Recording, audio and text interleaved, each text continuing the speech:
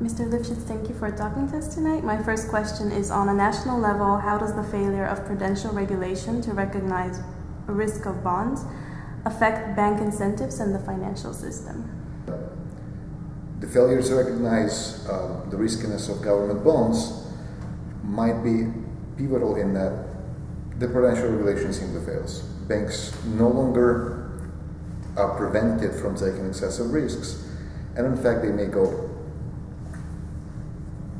at least at the theoretical level, may go all the way and become completely excessive risk takers.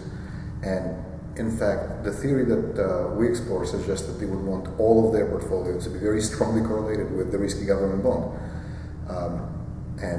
In the Russian case, I argue that the tendency of the banks to hold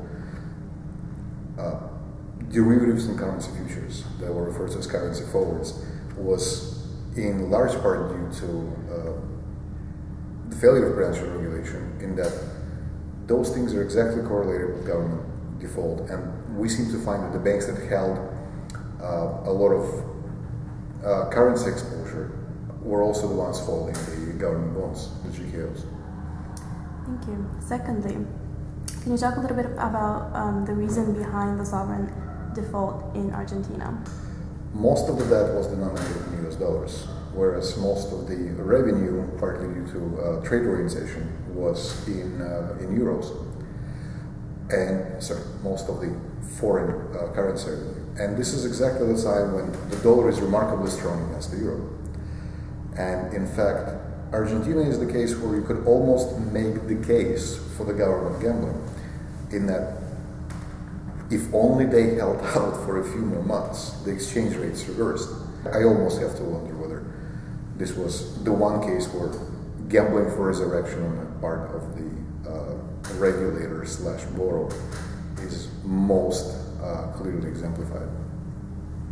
Great. And lastly, how can we apply the lessons learned from such crises as in Argentina to the current European crisis? The lesson I would take is it is important to recognize the riskiness of government bond for the purposes of the banking regulation. And in fact, arguably we haven't done enough of that in the European case, and we do have a huge exposure of banks to their own country's sovereign debt.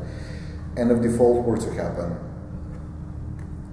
one doesn't need too much of a stress test to realize that the banking systems will simply come crumbling down.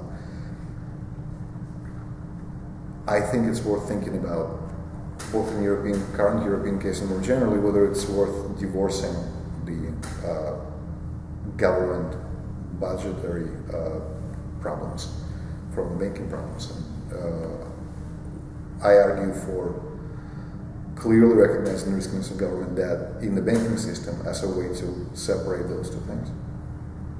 Thank you again for talking to us. Thank you.